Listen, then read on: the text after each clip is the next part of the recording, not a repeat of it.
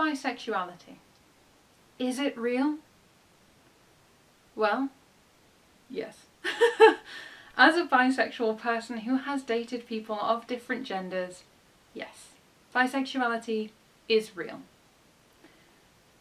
I think a lot of the time the reason that people try and debate the existence of bisexuality is because most people only date one person at a time.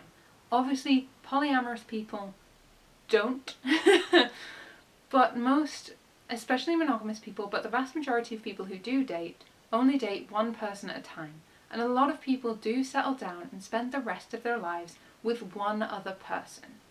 And I think a lot of this confusion about bisexuality is the theory of picking a side, and whether settling down with a single person means that you have or have not chosen a side.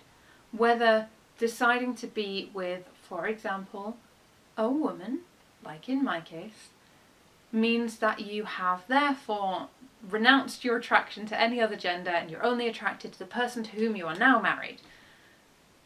I don't think that's how attraction works, or at least that's not how attraction works for me or my wife.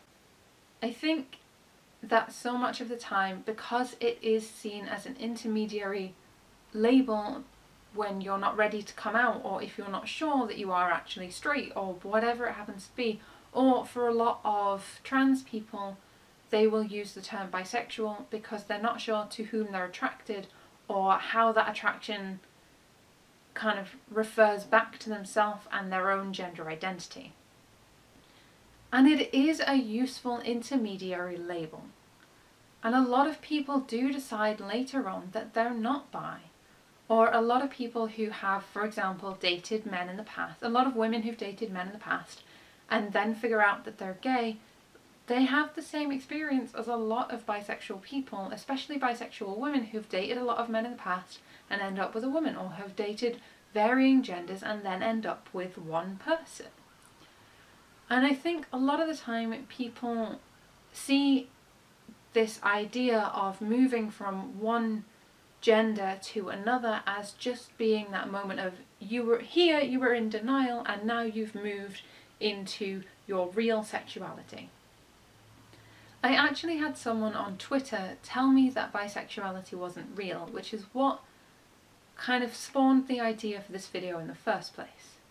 Because I am kind of tired of being told that I and my identities don't exist. As a non-binary person, I get told that non-binary people don't exist so often that you would not believe it. As a bisexual person, especially now a bisexual person who is happily married and happy to continue monogamously, I get told that bisexuality isn't real and now I've picked a side, so I'm obviously not bi anymore. As a dyslexic person, I get told, and especially when I was in school, got told so often that dyslexia isn't real, that I just needed to try harder, that I just needed to put in a little more effort, regardless of the fact that I was making A's and B's at school tests and assignments and stuff. Just need to try a little harder on your spelling and grammar. Everything else is great, it's just your spelling and grammar. There's no possible reason that your spelling and grammar could be this bad in comparison to the rest of your stuff. There's no logical reason, you just need to try harder.